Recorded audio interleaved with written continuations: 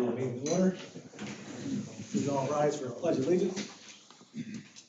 Pledge allegiance to the flag of the United States of America and to the republic for which it stands, one nation, under God, indivisible, with liberty and justice for all.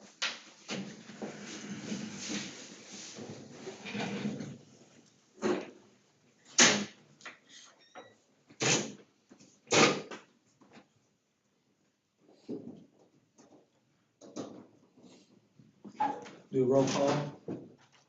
Alderman Bocart, absent. Alderman Plank, Here. Alderman Ode, absent. Alderman Bell, Present. Alderman Lewis, Here. and Alderman Wilson. Here. Can I get a motion of approval of April 18th, 2023 meeting minutes and April 2020, 23 meeting minutes, please? Sorry. So moved. Can I get a second? Second. All in favor? Aye. Can I get a motion to approve tonight's agenda? So moved.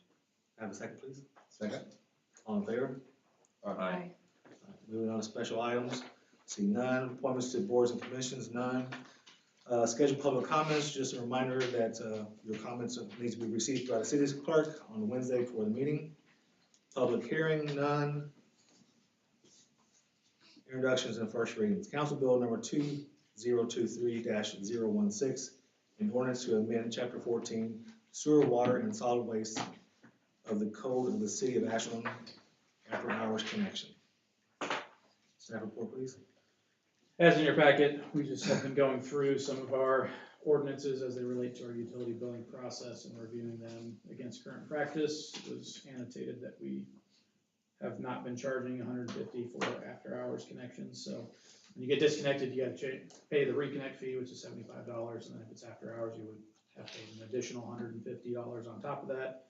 We haven't been charging that. We've been charging $50, depending on whether or not Curtis actually wants to charge that, if he deems it an after hours or an emergency and he's actually going out there off the clock and whatnot to do it, then we're charging for that. So this ordinance would just change that 150 to 50 to reflect that current practice. All right. Any questions for staff? Can I get a motion approving Council Bill number 2023-016, an ordinance to amend Chapter 14, Sewer, Water, and Solid Waste of the Code of City of Ashland, after hours connection? So moved. Can I have a second? Second. Alderman Wilson? Aye. Alderman Lewis? Aye. Alderman Bell? Aye. And Alderman Blank? Aye. All right, moving on. Council Bill number 2023-017, an ordinance to amend Chapter 9, Planning and Zoning re-signing permits. Staff report, please. Again, this was just another one that we caught that needed to be changed. We changed sign permits to $50 last year when we amended this chapter, but it's listed multiple times and we missed one, so this would be changing that section 9.522 from $25 to $50. Any questions for staff?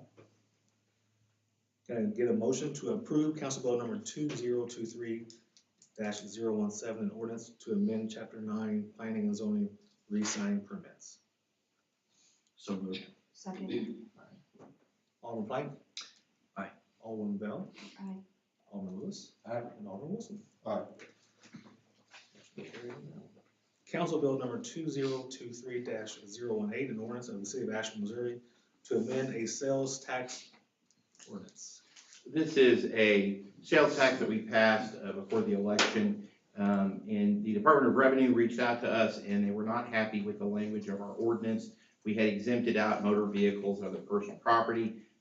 This person who's in the revenue processing department said that's not going to work, you need to take it out. It's not in the ballot language, which is good. So what was on the ballot people voted for is fine. This is merely in our ordinance. We're deleting 9 words of an ordinance that we passed before the election. And so that's the fix. Once it gets passed today, we will send a scanned copy of that to the Department of Revenue, and they'll be happy with us. Okay. Any questions for staff? Where did that exemption language come from?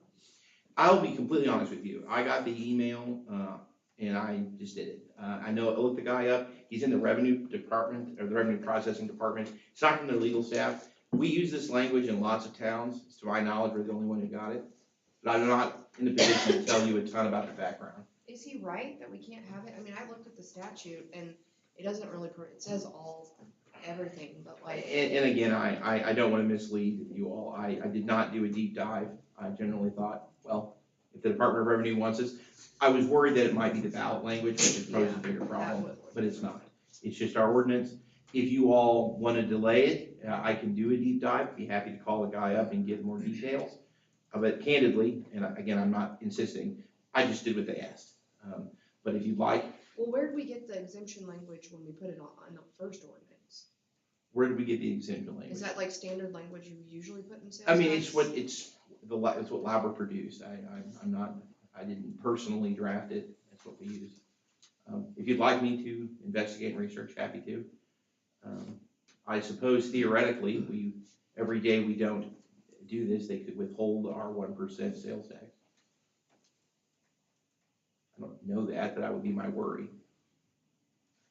So, that's what I know about it. So again, this bill is just to fix that thing. But, Are we charging, because this was an increase of 1%, so we've already got a 1%. Are we charging that existing 1% on utilities and personal property? Yeah. So, okay, it would be weird to have it on different things. Yeah, so I mean, we're currently collecting sales tax on our water utility right now, so this would be an additional on that. Okay, but, so it would be consistent with this 1% we're already charging? Okay, and it's already on motor vehicles too, or Correct. whatever. Okay. I don't know if this model pertained to a specific sales tax, like one of the other underlying ones, if there are options to exempt under other chapters, because this chapter specifically pertains to that 1 cent sales tax. It's not the chapter for like the park and stormwater one or anything. it's the like general 1% that that. everybody So has. perhaps the Well, and I model didn't know was on like, for, if first-class cities or charter cities had more flexibility too to do exemptions, that maybe it was just from, yeah. I Okay. would not, I don't know for a fact, but I would suspect that Charter City probably would, Yeah, I think of so. course. Okay. I'm good with this. Any other questions for Todd? Can I get a motion to approve Council Bill number 2023-018, an ordinance of the City of Ashland, Missouri to amend the sales tax ordinance? So moved. I have a second. Second. Alderman Plank? Aye. Alderman Bell? Aye. Alderman Lewis? Aye. And Alderman Wilson. Aye. Moving on to old business. In ordinance number 1436, an ordinance to extend the corporate limits of the City of Ashland, Missouri by annexing unincorporated area, directing city clerk to give notice for annexation, Mars annexation. this is just the second reading. Findings memo is in your packet. Nothing has changed on this. 0.77 acres. We all know what property this is at this point. Happy to answer any questions. Any questions for staff? Can I get a motion approving ordinance number 1436, an ordinance extending the corporate limits of the City of Ashland, Missouri by annexing unincorporated area, directing the city clerk to give notice of the annexation, smart annexation? So moved. Can I have a second? Second. Alderman Wilson? Aye. Alderman Lewis? Aye. Alderman Bell? Aye. And Alderman Plank? Aye. Ordinance number 1437, an ordinance approving East Ashland Plaza Lot 13 and 14 replat. Again, second reading.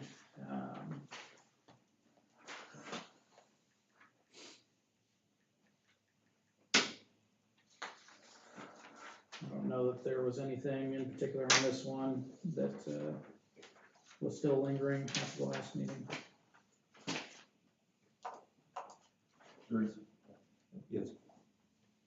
Corey Berthold, Engineering Surveys and Services, representing the plat here. I just wanted to clarify after the last meeting, I think there was some question about the lot size, and I just wanted to clarify that that lot does meet City of Ashland requirements for size, and it's actually double the minimum required width for a commercial lot, so it fully complies with City of Ashland code. So clarify that. That was that the silver in the back? Was that what you're talking about? Yes. Okay, that's okay. Yep. All right, thank you. Any questions, staff? All right.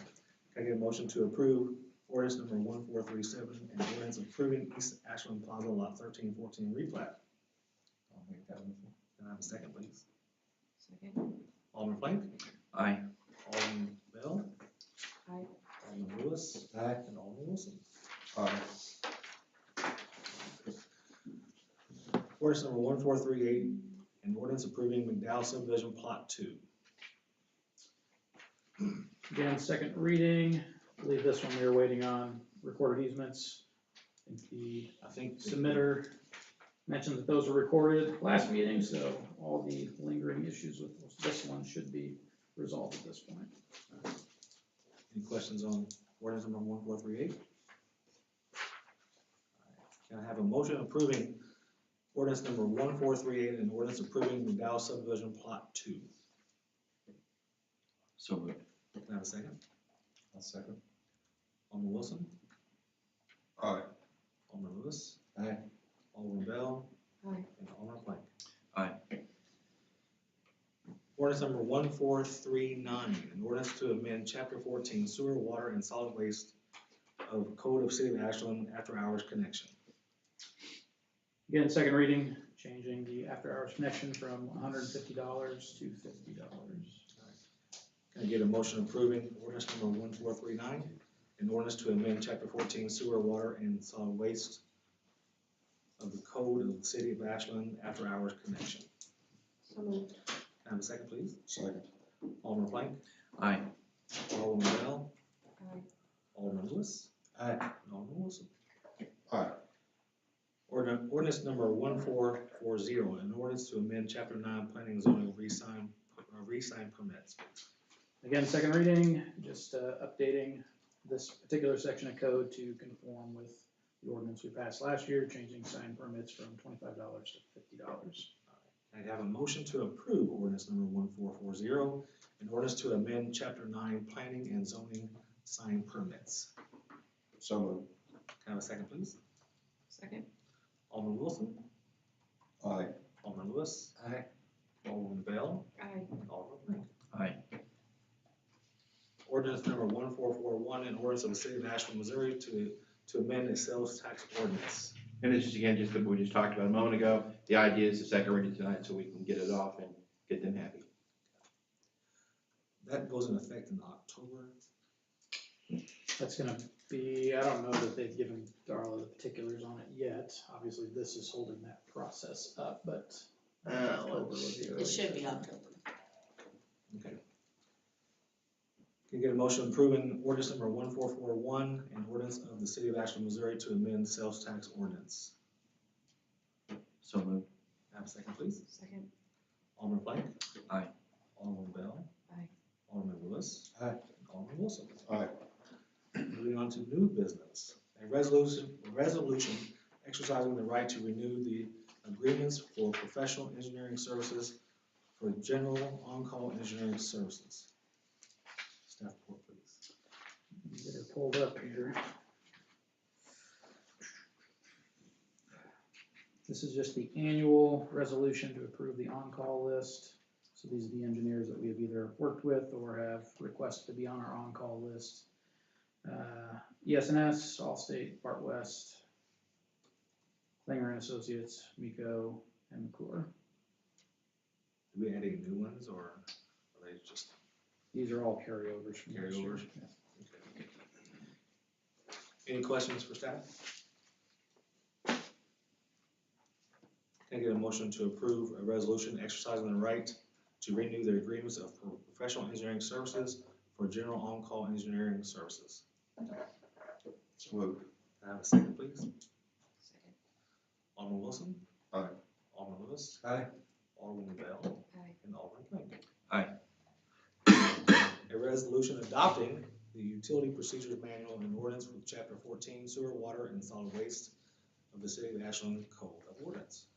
This is just an update of our utility procedure manual. Since switching over to Tyler, a lot of things have changed in our utility billing process. So staff went through, cleaned this up, added all the pertinent detail as it relates to Tyler. So this is just, again, that updated manual. It doesn't really do anything but convey the information that's in code in a little simpler fashion, and then just talks about the manner in which we go about billing and collecting those fees, so that is it. Any questions for staff? All right, I get a motion to approve a resolution adopting the utility procedure manual and ordinance with chapter 14, sewer, water, and solid waste of the City of Ashland Code of Ordinance. So moved. Can I have a second? Second. Alderman Blank? Aye. Alderman Bell? Aye. Alderman Lewis? Aye. Alderman Wilson? Aye.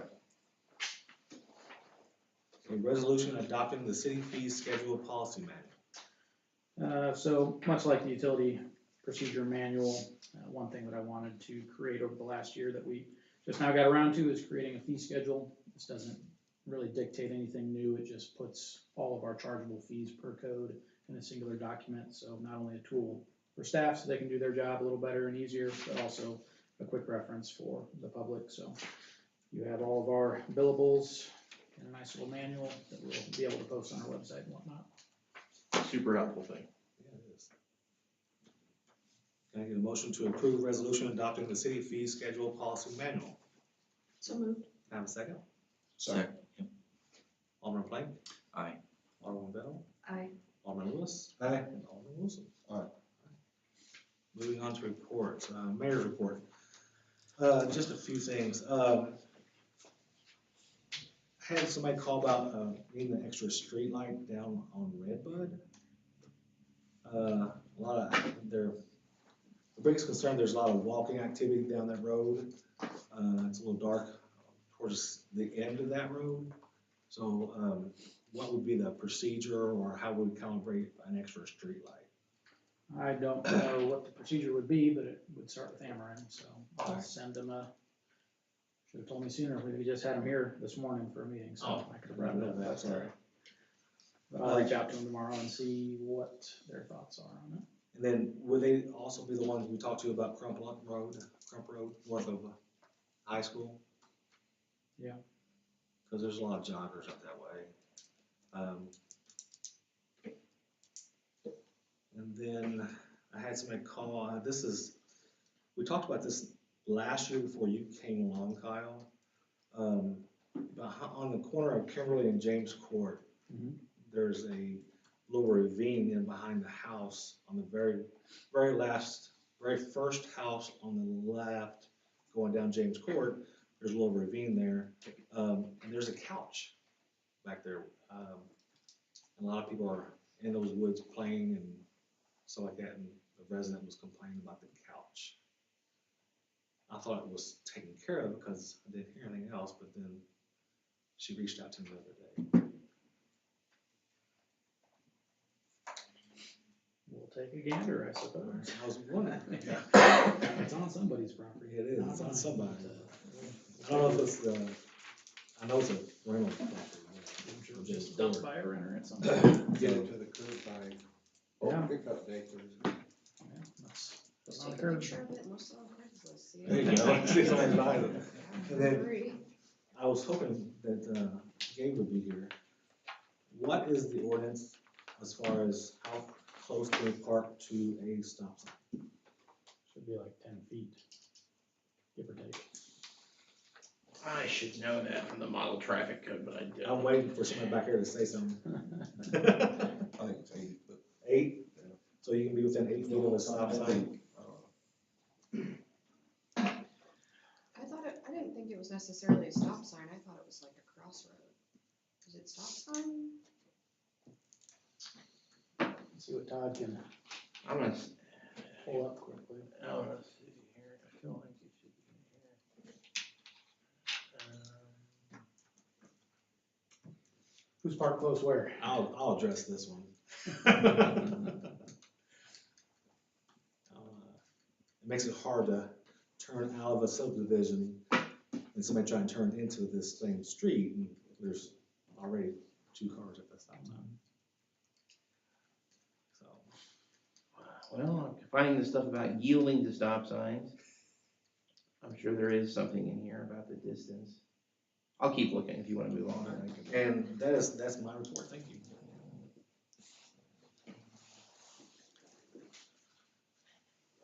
Missouri statute's 30 feet. 30 feet? What it looks like in Missouri. Wow. Surely not. We're in trouble on a lot of streets. That's every stop sign in town. I know it's a lot of tickets. Gonna keep our officers busy next week. 18 inches from the curb, that's not only one, sorry. 18 inches from the curb, that's not only one, sorry. I know I sent out an email last week that John has decided to move on. He has an intriguing opportunity that he wants to pursue, so he's gonna be taking off at the end of this week. We did meet with an engineer this morning that had expressed interest in the position, or at least the city had approached about the position prior to hiring John. So I'm gonna continue to engage with her and figure out if it's a good fit for us. If not, we'll kind of reevaluate and go from there, but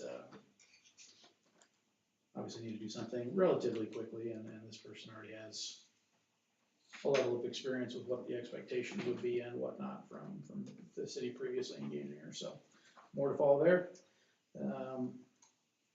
Prior to my arrival, the city had been engaged with the airport about providing sewer service to the airport at some point in the future. That conversation quieted down fairly quickly. I believe whatever pricing the city conveyed to the airport was not agreeable at the time, but obviously with the expanded terminal and the hopes of adding additional carriers there and additional flights, things kind of change a little bit. So we'll be having a meeting with airport staff here in the next 2 weeks to kind of discuss that and see what makes sense and see if there's an opportunity to bring them on as a sewer customer. Other than that, you may have noticed a adorably small little satellite dish on top of my office. Gabe and our part-time IT crew were up there last week and on top of other city facilities to facilitate some crosstown Wi-Fi, not necessarily public-facing crosstown Wi-Fi, but the issue we have right now is every one of our facilities has their own internet bill, so these satellite dishes will beam internet connectivity from this facility to all of our other facilities, and we'll be able to cancel those bills, so that's something we were able to procure the equipment last fiscal year since we're into the new fiscal. The county had some tower climbers up on the water tower doing some telecom installation for them for joint communications, so we were able to piggyback on that to have them put some communications equipment up there for us. So Gabe will be working on that. He's out at the Chiefs conference right now, but when he returns, he'll be wrapping that project up so that we can get better internet service at some of our facilities. The sewer plant and public works in particular are two facilities that have terrible internet service connectivity. The only thing they have available to them is CenturyLink, very slow speeds, so this should improve their access just in general, and then it also gives them server access to City Hall, something that they haven't historically had. They've had to come up here, so that should improve a lot of things in their life, just quality of life from a daily work perspective. So. How much will we save after we cancel our? Probably like $300 to $400 a month on average. So. When you meet with the airport, you might suggest a satellite for them, because if you've been to the terminal, there's no cell phone service or Wi-Fi, which, I mean, we laugh, but it really is a problem if you need to get there an hour ahead of time and you want to work. Like, it's completely unacceptable that, like, the phones are literally on SOS. So, and when people land, they can't call anybody, which is weird because at the trailer, it was fine. And now at this big new building, which is right next door, nothing. So I brought that up with Mike Parks, Yeah. but like we should push on him on that too. And then also if we're talking to him anyway, or at least inquire and maybe say, hey, we got this new thing at the city, you might look at it. Also, the other thing is, will you inquire about the restaurant?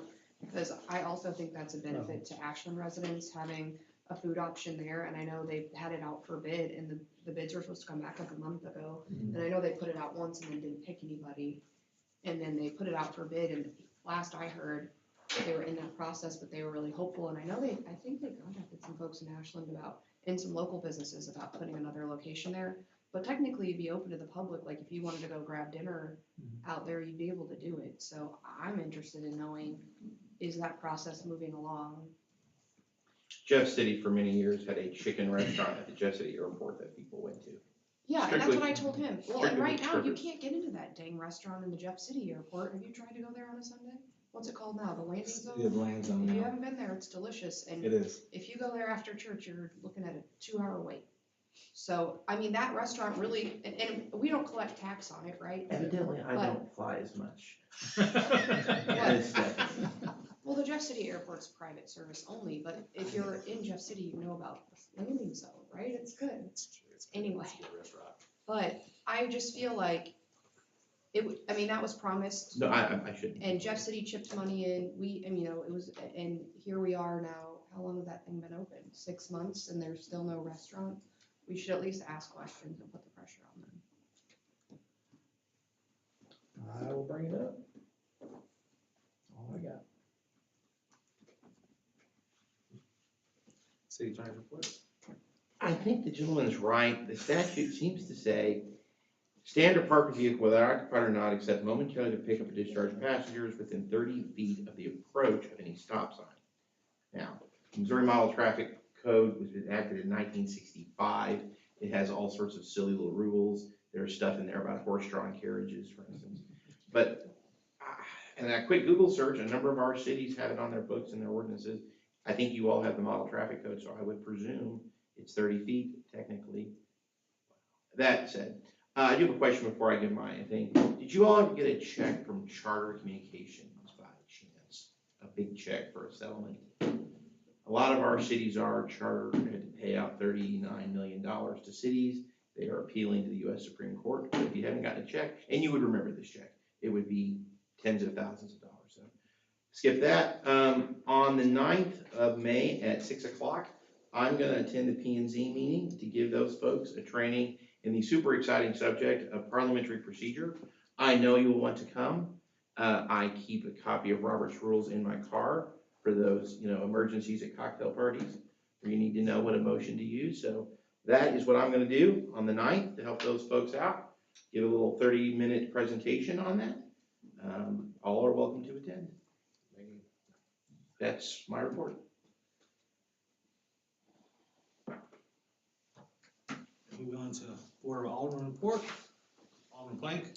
Yep, last night was my first meeting, or first time attending the Ashland Veterans Coalition meeting. So it was, I would call it a pretty long meeting, it was probably about 2 hours. Very robust conversation. The biggest thing that they're working on is what's called the Kentucky Derby Party that's coming Saturday. So there's a lot of information online about that. It's this Saturday from 3 to 7 at the Eagle Knoll Golf Course, trying to raise some money for the coalition. Second, just trying to pull up the highlights out of the meeting. They're delaying the putting out of the planters across the city because of the cold weather. So, which I think is probably a wise move. The other thing is they've lost 2 board members in the past month or so, but we added another board member last night, so they're fully staffed now. So they're good to go.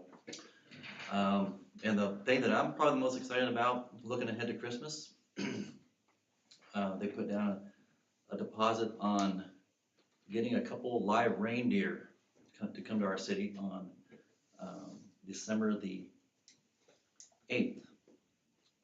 5 p.m. December the 8th. So kids can have their pictures taken with live reindeer here in town, so that'll be fun. And then the other thing, I got an email from a resident. I'm just gonna read it.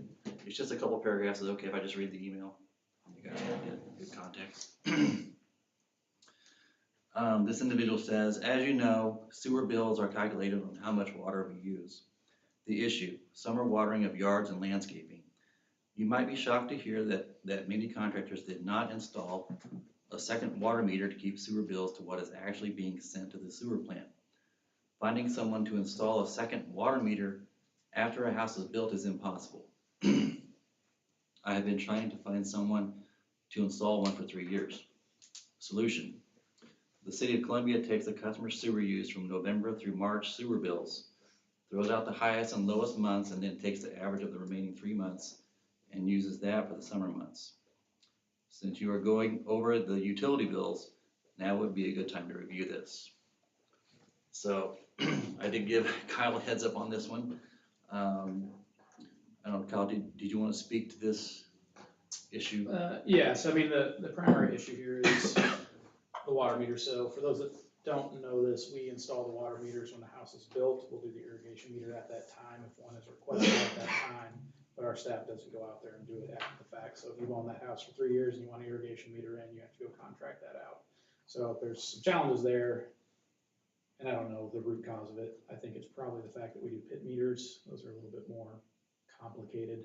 But I'm reviewing the issue with Curtis, because there's probably not really a good reason why we couldn't go out and do the irrigation meter if we were charging for it.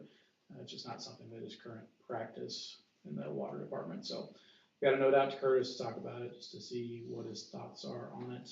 In terms of averaging out the bills, I mean, if you guys want us to do the research on that, to explore it for the 3 to 5 people that call in the summer to complain about water in their yards, we can certainly take a look at it.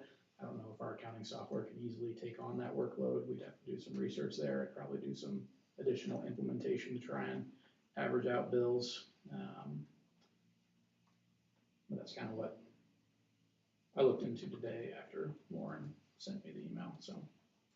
I suppose when they were tearing up the yard to put it in the system, and they had to tap in, it wouldn't be that tough if you coordinated it. But I just don't think anyone wants to touch the pit, is my thoughts on it, but there's probably other avenues that we can take.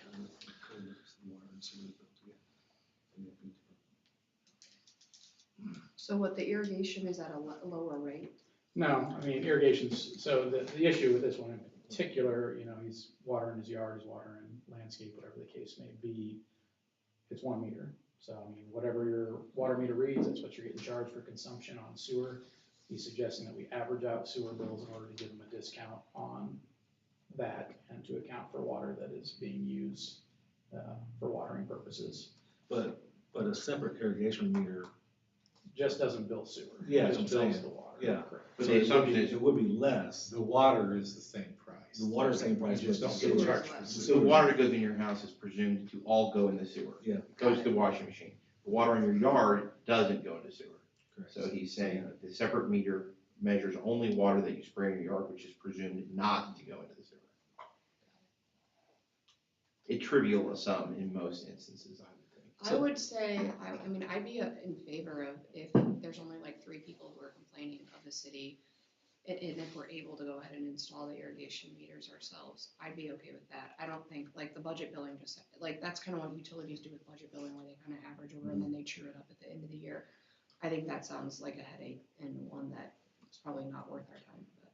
Yes, I mean, like I said, I want to sit down with Curtis just to see why we don't, and if there's any interest to install those secondary meters after the fact, if desired, or what other options we have available.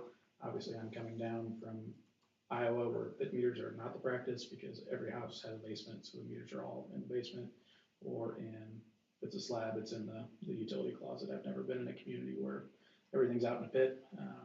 Our meter will work inside a house. They do have, much like on the side of your house where all your telecom comes in, we can have some telecom going out for that radio to be mounted external to the house, so we can still get a read on it. So there are other options available. I just need to sit down with Curtis to see what the best approach would be, make it a little easier for homeowners that have been there a while to try and get an irrigation meter if they want one. Now, do we have something in our ordinance for the dollar amount that we would charge them already? So right now, we charge a fee for installing that meter at the time of construction. We don't have one for after the fact, so that might need to be a little bit more. It might be a little more intensive because, the yard's finished. We're not just going out there and working in a mud hole to install that pit meter while the house is being built. So more to follow on that. I'll discuss it with Curtis and see what his thoughts are, what other ideas we can come up with. And obviously, so there's a couple different ways it can be done. So after the fact, obviously, it's hard to go in there and install that unless you're doing a brand new in-ground irrigation system. It's gonna be hard to get a plumber to come in there, assuming you have a basement and have exposed access, to reroute some hose bibs to run off an irrigation meter as opposed to a house meter.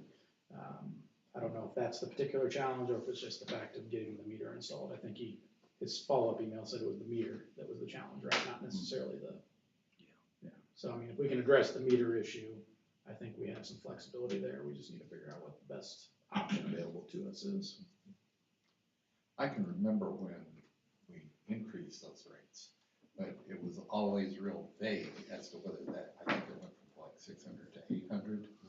And whether that 800. It doesn't cover labor, it just covers It parts. just covered the meter. Meter and then the pit, and everything that goes with that, so. But labor was the division.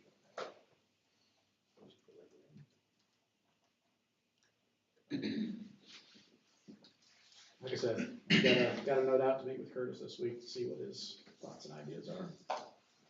Anything else, sir? That's it. All right, thank you. Alderman Bell, No report. Alderman Lewis, No report? and Alderman Wilson. No report. Moving on to general comments by the public and Alderman staff. No comments? All right, can I get a motion to adjourn? So moved. All right, folks. Who seconded it? Sorry. I'm sorry. That's all I said. Give me a second. All motion? Now he is second. I'll second. All right. 38 minutes, so pretty good. Yes, you remember.